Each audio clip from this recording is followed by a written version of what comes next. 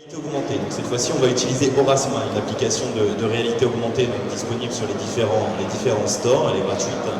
Et on va utiliser cette ressource-là pour constituer des fiches dynamiques, permettre à l'élève à partir d'une image d'avoir la vidéo de ce qu'il y a à réaliser et ainsi peut-être d'avoir un exemple plus parlant, un petit peu comme on a pu présenter tout à l'heure en gymnastique avec cette vidéo qui tourne en boucle. Voilà, cette fois-ci à partir d'une image simple. On va prendre un exemple pour commencer en acrosport.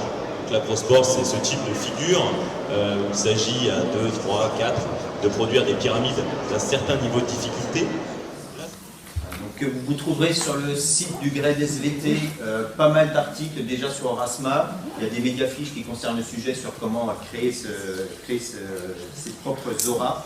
Donc on détourne l'application en EPS sur les classiques fiches ateliers où on demande à nos élèves par exemple de faire par exemple des pyramides humaines. Donc la fiche atelier c'est bien, mais au niveau de sécurité, là j'ai aucune information sur comment mon élève va bien pouvoir grimper sur les épaules des copains et redescendre. Donc l'intérêt d'Aurasma, c'est que je vais pouvoir donner déjà à chaque élève sa fiche qui correspond à son niveau. Donc j'ai pas le problème de sécurité qu'on pourra avoir avec le PowerPoint quand un élève va tenter un double salto niveau 2 alors qu'il n'a pas les prérequis. Là il pourra visionner uniquement les fiches qui correspondent à son niveau. Donc ici j'ai ma fiche papier classique qu'on donnait d'habitude. Et l'intérêt de l'Aurasma, c'est que je lance l'application qui se contente donc d'une caméra. Et lorsque une image clé va être repérée, j'aurai la vidéo qui s'affiche automatiquement sur comment monter la pyramide et la démonter.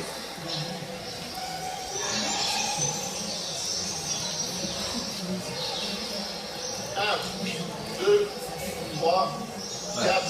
Donc évidemment, dès qu'on passe sur une autre pyramide, c'est une autre vidéo qui va s'afficher avec une autre séquence. Donc là on est sur une pyramide à 4 élèves. Donc évidemment ça marche bien en EPS, ça marche aussi dans toutes les autres disciplines. Là j'ai au hasard extrait une page d'un livre d'histoire-géographie, j'ai un article sur Rotterdam avec une carte de Rotterdam. Bon, c'est ok. Voilà, donc là j'ai une vidéo. C'est la porte d'entrée de l'Europe. Qui parle de le coût du voyage pour des milliers d'équipages. Donc il y a une vidéo qui parle du port de Rotterdam.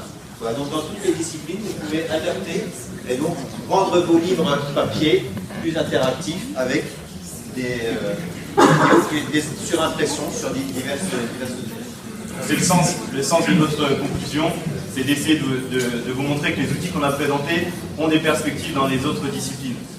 On parle souvent avec les collègues de SVT, il y a des choses qui sont réadaptables dans beaucoup de disciplines. On vient de prendre un exemple en histoire-géographie, que ce soit via le PowerPoint navigable ou ces petites applications, notamment sur de la manipulation en physique-chimie ou des choses comme ça.